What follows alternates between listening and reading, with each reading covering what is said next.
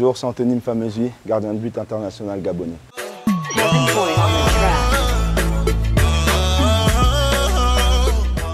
Mon intégration, elle s'est très bien passée parce qu'il y avait des anciens joueurs que je connaissais du championnat français. Et le feeling est très bien passé avec les joueurs et c'est pareil aussi pour le coach. Donc vraiment, mon intégration a été réussie.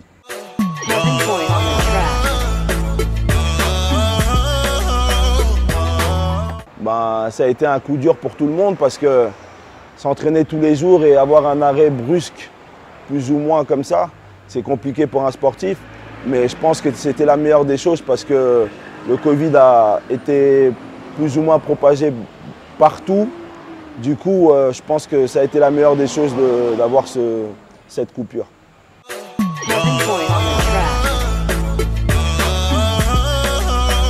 Écoutez, c'est un rôle qui me tient à cœur et je vais toujours tout faire pour donner le meilleur pour le drapeau. Maintenant, c'est sûr que c'est un rôle qui n'est pas facile, mais je vais toujours tout faire pour faire le mieux et avoir des résultats positifs.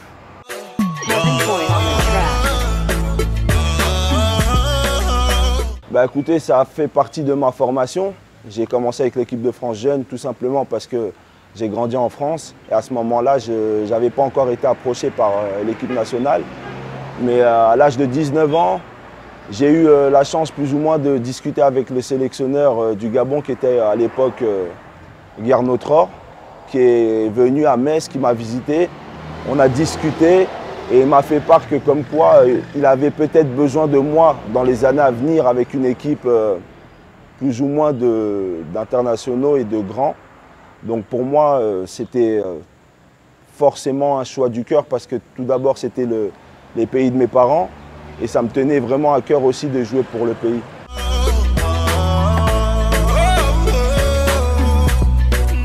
Écoutez, je m'entends vraiment bien avec tout le monde. Je suis quelqu'un de très ouvert.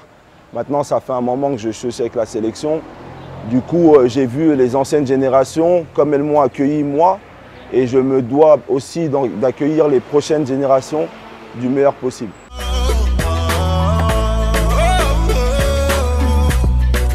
Écoutez, c'est des gens qui sont vraiment déjà très bien dans la vie de tous les jours. On peut vraiment rigoler avec toutes ces personnes, que ce soit avec PEA ou Poco. Mais avec Poco, c'est différent parce que lui, c'est quelqu'un qui est vraiment tout le temps joyeux. Et c'est quelqu'un qui met une grosse ambiance dans notre groupe.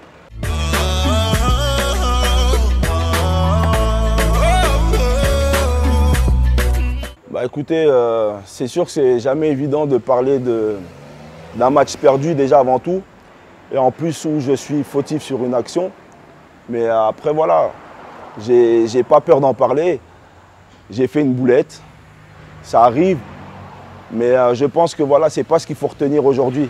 Maintenant, aujourd'hui, je dois passer à autre chose. Il y a des matchs qui arrivent derrière. Et l'objectif reste toujours le même, c'est de se qualifier. Mais pour ma part, après, j'assume tout ce qui se passe sur le terrain. Et encore, j'assume aussi ce qui s'est passé contre la Gambie, malheureusement.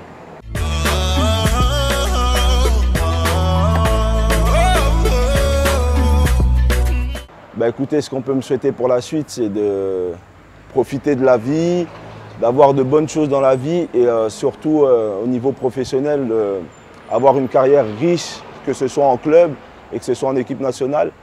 Mais voilà, je voudrais revenir sur un point, parce que dernièrement, il y a eu un match avec l'équipe nationale contre la Gambie.